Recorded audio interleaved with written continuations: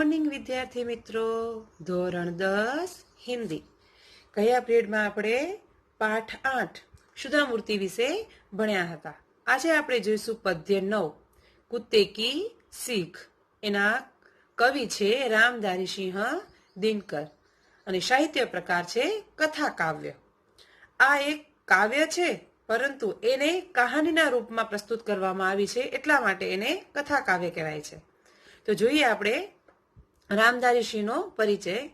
रामधारी सिंह दिनकर जी का जन्म बिहार के मुंगेर जिले के सिमरिया नामक गांव में हुआ था। शिक्षा जगत में आप आचार्य, उपनिदेशक, कॉलेज के विभाग अध्यक्ष, विश्वविद्यालय के कुलपति तक की यात्रा सफलता के साथ की। आप राज्यसभा के सदस्य भी रहे हैं। उनकी कविताएं, आने अंडरलाइन करजो, उनकी कविताएं राष्ट्र प्रेम, मानव प्रेम की परिचायक हैं। वे गांधी विचारधारा से प्रभावित थे। वे प्रगतिशील सामाजिक चेतना के कवि थे। आपको भारतीय ज्ञानपीठ पुरस्कार से सम्मानित किया गया है। आने नीचे पण अंडरलाइन करजो। रेणुका, हुंकार, रशवंती उनके काव्य संग्रह है। कुरुक्षेत्र, रश्मिस्थी, उर्वशी जैसे प्रबंध काव्य लिखे हैं। अर्धनारीश्वर, मिट्टी की और तथा रेती के फूल उनके चिंतात्मक निबंध हैं। संस्कृति के 4 अध्याय उनकी प्रमुख गद्य रचनाएं हैं। आने नीचे पर अंडरलाइन करजो। प्रस्तुत काव्य बच्चों के लिए लिखा गया है। कुत्ता और खहरे की कहानी को काव्य के रूप में प्रस्तुत किया गया है। वे इस कथा में यह बताना चाहता है कि छोटा या बड़ा, ताकतवर या कमजोर जब अपने प्राण पर आ जाते हैं तब उसमें विशेष शक्ति का संचार होता है। ईश्वर ने ऐसी शक्ति सबको दी है। જોઈએ આપણે આ કુત્તે કી શીખ. આમ કવિતા છે, પણ એને કહાનીના રૂપમાં પ્રસ્તુત કરવામાં આવી છે. वन में एक घनी झुरमुट थी. झुरमुट એટલે બાજુમાં ઉગેલી ઝાડીઓ. जिसके भीतर એટલે અંદર, भीतर जाकर खहरा એટલે खरगोश एक रहा करता था सबकी आंख बचाकर. આ એક બે જે લીટી છે એનો સાર તમે સરસ રીતે જોતા આવજો. એક જંગલમાં એક જગ્યાએ પાસે ગીચ ઝાડી હતી. એમાં એક સંસલું છુપાઈને રહેતું હતું. ક્યાં રહેતું હતું? ઝુરમુટ એટલે કે પાસે જે ઝાડી હતી ઉગેલી ત્યાં સંસલું, ખરહા એટલે સંસલું રહેતું હતું, જેથી કોઈની નજરે ચડે નહીં. એવી રીતે છુપાઈને રહેતું હતું કે કોઈની નજરમાં આવે નહીં. फुदक फुनगिया घास की चुन कर खाता था. देख दूर से लोगों को झुरमुट में छिप जाता था.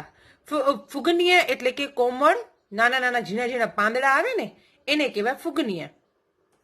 તે કૂદકા ભરીને ઘાસના કોમળ પાંદડા ચૂંટીને ખાતું હતું. ફુદક એટલે કે ચૂંટીને ખાતું હતું. લોકોને દૂરથી જોઈને તે ઝાડીઓમાં છુપાઈ જતું હતું. સંસલું આમે થોડું બીકળ એટલે લોકોને જોવે એટલે એને જે ઝાડીઓ જે છે ત્યાં એ છુપાઈ જતું હતું. एक रोज आया उस वन में कुत्ता एक शिकारी. लगा छानने सूंघ कर वन की झाड़ी એટલે કે નાના પૌધા એટલે કે છોડ. પછી એક દિવસ તે જંગલમાં એક શિકારી કૂતરો આવી ગયો.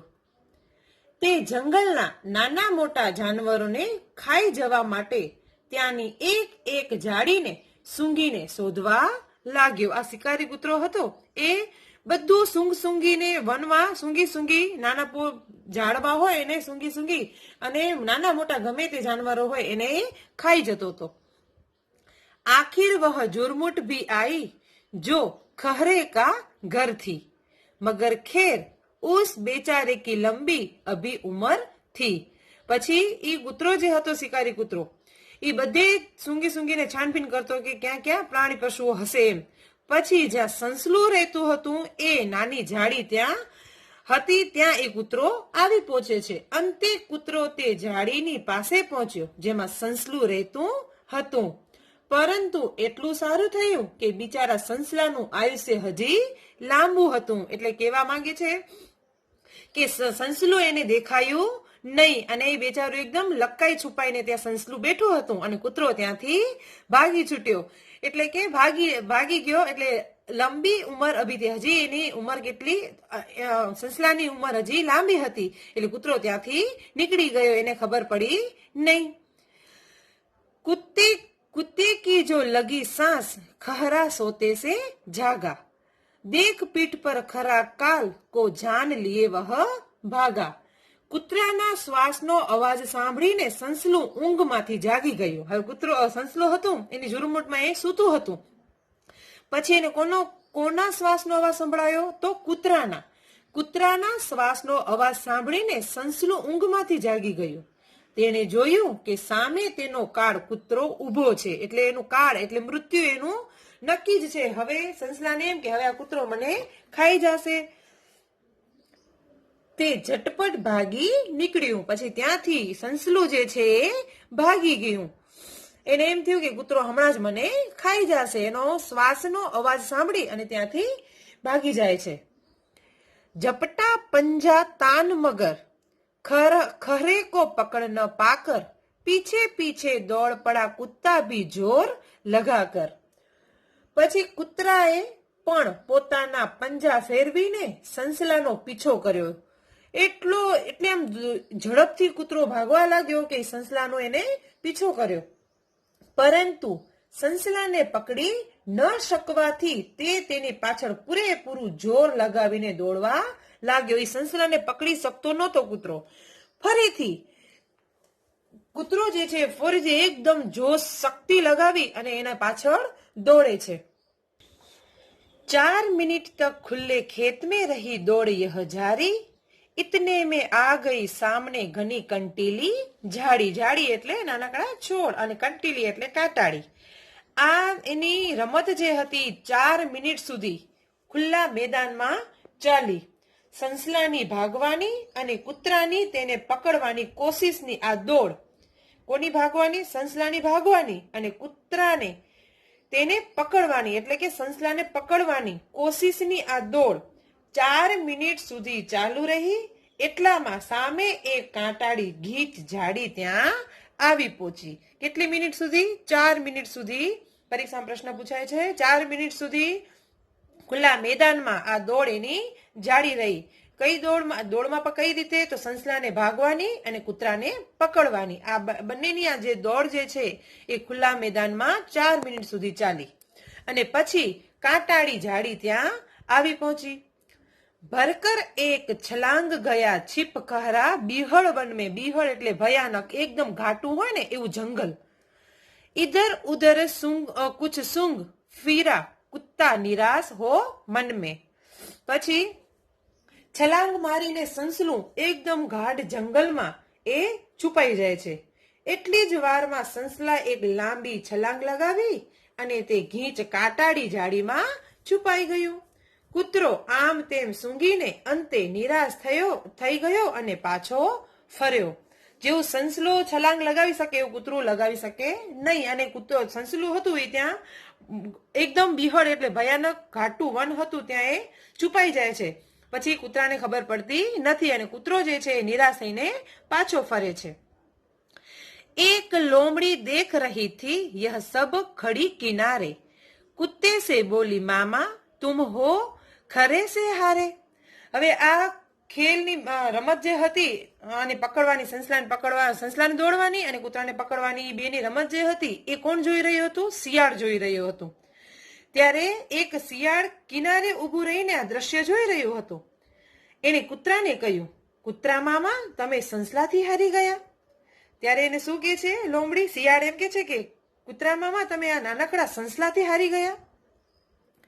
પછી इतनी मोटी देह लिए हो फिर भी थक जाते हो, वन में छोटे जीव जंतु को भी न पकड़ पाते हो.